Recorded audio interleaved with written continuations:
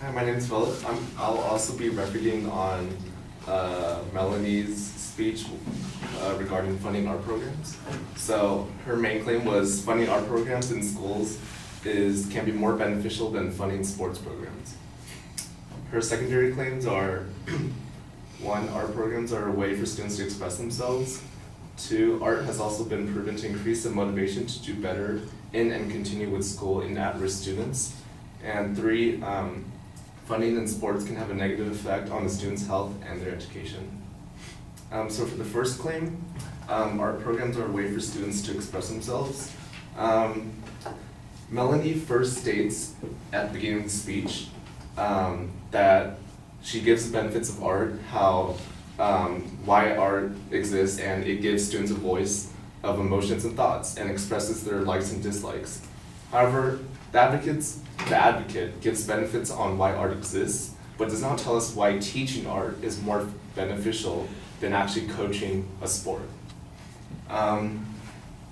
She also begins her speech talking about budget cuts in art programs, but does not cite any evidence that funding for art programs is actually higher or lower than funding for sports.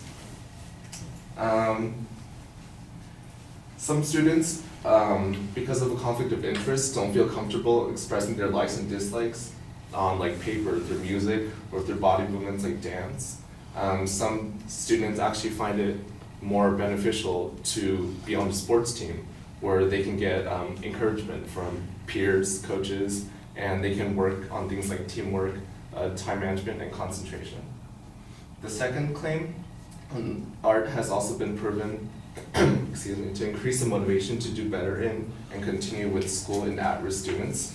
The advocate gives an example from, it's called the Youth Arts Development Project, where it's a project where at a high poverty school in Chicago where they use art programs to increase motivation to do better in school.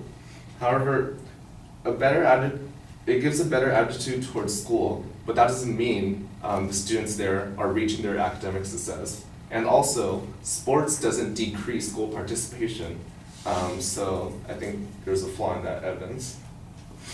The third one, funding in sports can have a negative effect on the students' health and their education. According to the University of Missouri Healthcare, there's actually a lot of benefits to sports, academically, physically, emotionally, and mentally. Playing a sport requires a lot of time and energy. It requires memorization, repetition, and learning, and it actually gives a positive impact on school. And according to the Harker School Department of Athletics, priority is given to student athletes for advising, scholarships, and you also have to have a minimum GPA just to be on the sports team in that school. In conclusion, the advocate lacks good evidence to support why funding in arts is more beneficial than in sports. Thank you.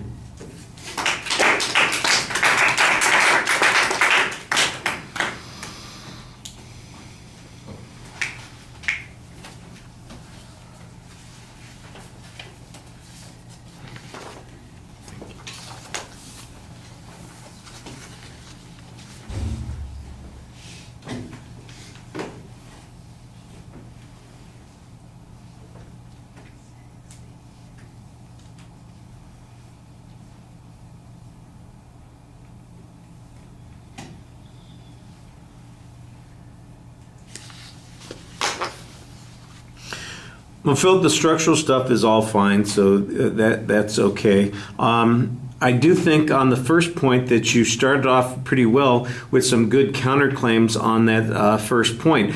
I didn't see anything, though, other than questions and assertions on that point.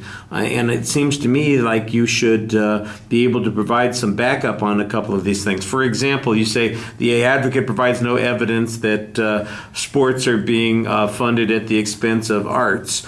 Okay, that's a perfectly valid point. At this point, though, if you could show, for instance, that art programs get funded, I think the very fact that you could point to the advocate's own examples as proof that art programs do exist, that would be helpful. You could, for instance, in California, you could talk about the increased funding that's going to the schools now since we've had the tax increase that got voted on last year. And ask yourself, it's just a premise that people assume that arts get sacrificed at the expense of sports, when in fact we have plenty of money to do both, and there's no evidence that arts are suffering any place in the advocate's argument. I think you're on the right track on this point. I just think that you could make that a little bit more effective. On the second point about at risk,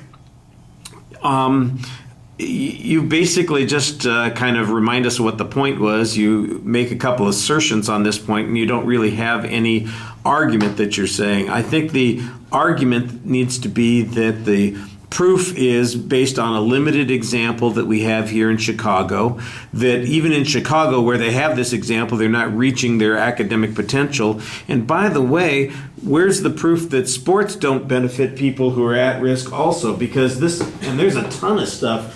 I mean, there's literally, this is one of the main justifications that they use for sports in a lot of places in the country. It said if we didn't have sports, the kids would not be coming to school. They wouldn't put in the effort. It's because they want to play football, they want to be on the baseball team, they want to play basketball, they have a commitment to these kinds of programs that they even bother coming to school. And you did kind of mention the idea that they have to, in the one example, that they have to meet a minimum GPA in order to participate on the team. That's the closest that you get to illustrating that point, and that's only in a single example, but it's on a separate point from this point. So it seems like you've missed an opportunity to build that argument pretty well. I did like, though, that example was there on that third point.